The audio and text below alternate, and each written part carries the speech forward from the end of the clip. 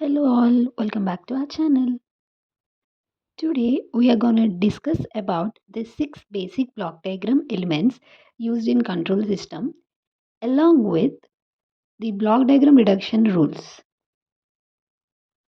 A functional block represents the cause and effect relationship between the input and output of a system. Mathematically, the output equals G of S multiplied by the input. Inside the block, we write the system's transfer function. Transfer function is defined as the ratio of output to input in the Laplace domain. We write it as G of S equals to C of S by R of S. This equation is the heart of control system modeling. A summing point adds or subtracts multiple signals. For example, if R of S, Y of S and X of S enter a summing point, the output may be C of S equals to R of S plus Y of S minus X of S. Summing points are essential in forming feedback loops.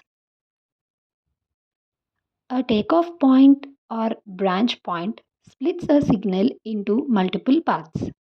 The important thing is that the signal value remains unchanged. It is simply copied to different branches. Signal arrows indicate the direction of information flow in a block diagram. This ensures clarity and prevents confusion in complex diagrams. The forward path carries the signal from the input to the output.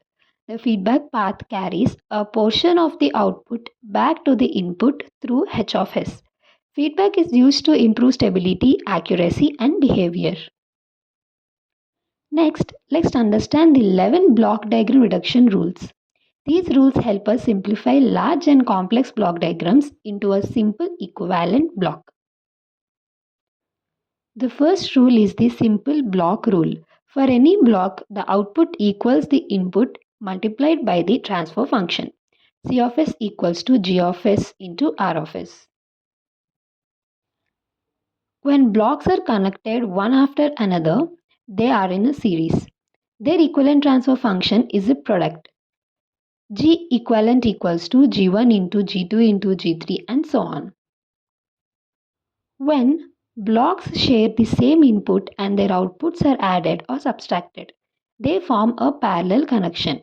So G equivalent equals to G1 plus G2 for addition or G equivalent equals to G1 minus G2 for subtraction. When we move a summing point before a block, we divide all incoming signals by that block. When we move it after a block, we multiply each input by the block's transfer function. Takeoff points also follow similar rules. Moving a takeoff point after a block multiplies the signal by the block. Moving it before the block divides the signal. One of the most important rules is a negative feedback. For a negative feedback loop, the equivalent transfer function is C of S by R of S equals to G of S by 1 plus G of S into H of S. This formula is used everywhere in the control system. For a positive feedback system, the formula becomes C of S by R of S equals to G of S by 1 minus G of S into H of S. This type of feedback is used in oscillators and amplifiers.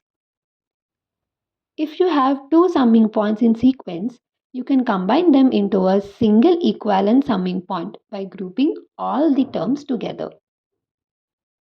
Shifting the takeoff point before a summing point requires adjusting the signal so the system behavior stays unchanged.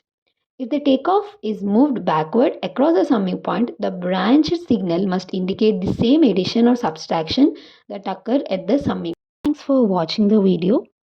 Please like, share and subscribe.